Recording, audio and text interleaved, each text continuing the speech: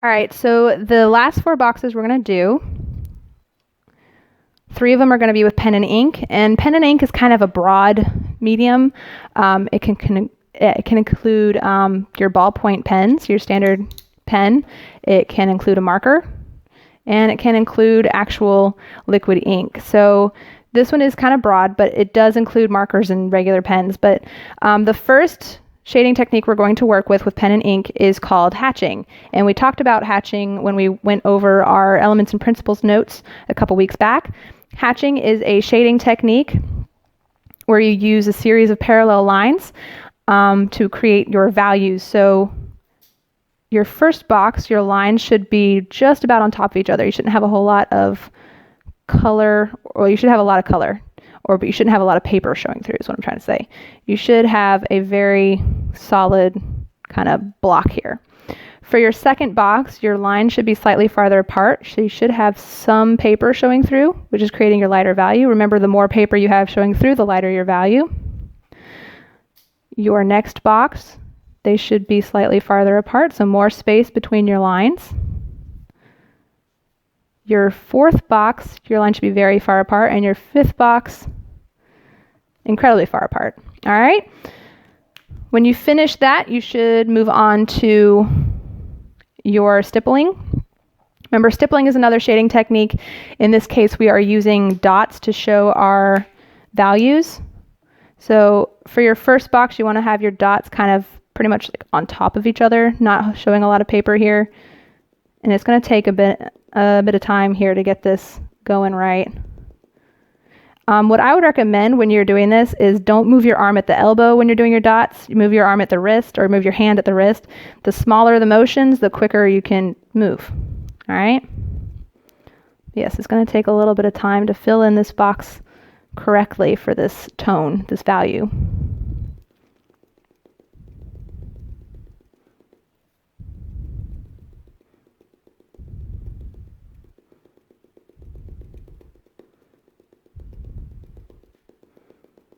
But after this box, it gets a lot faster, since remember, your dots are going to be farther apart to create those lighter values. So this first box is just going to take a minute because you're making your darkest value. So you have to have a lot of dots.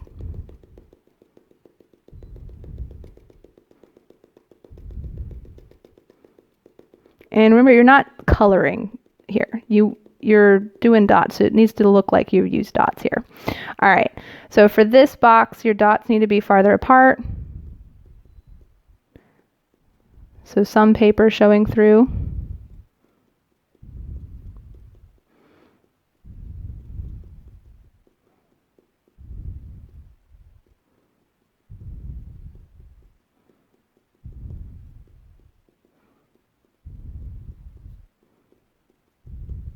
To create that lighter value.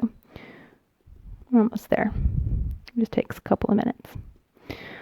All right, so for your third box, your dots need to be slightly farther apart than they are in the second box. So more paper showing through here.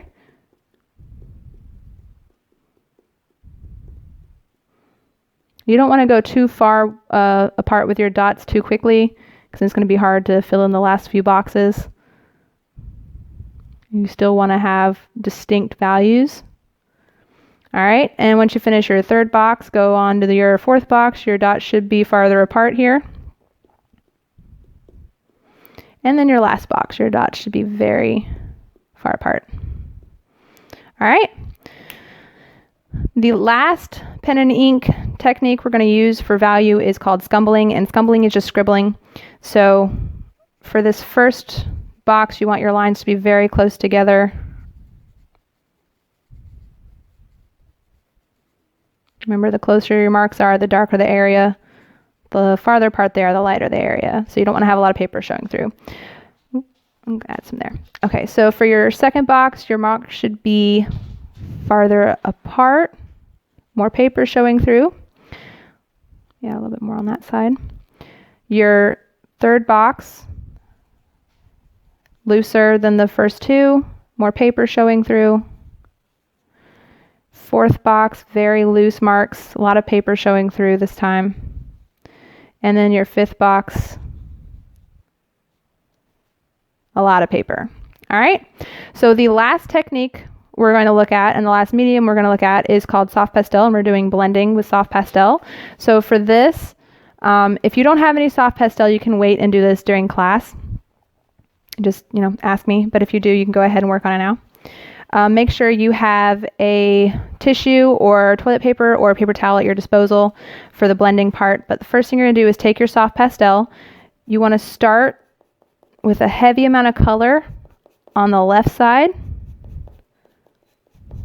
And then kind of lift pressure, let your marks get farther apart. The farther away from that you go.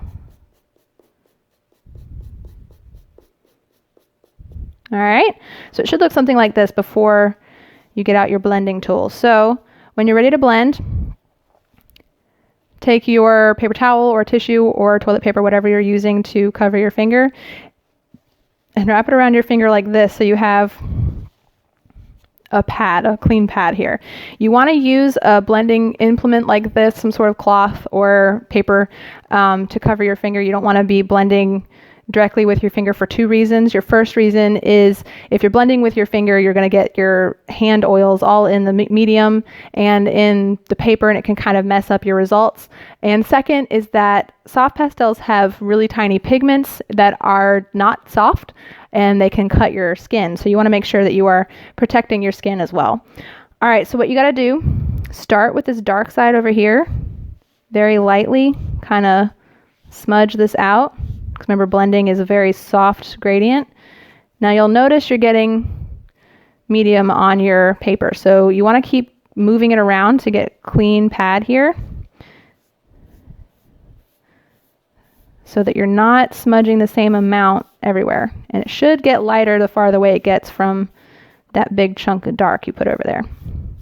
All right, and that is what your soft pastel blending box should look like. And make sure you're not putting the extra boxes in there. It's just a solid bar, no divisions. All right,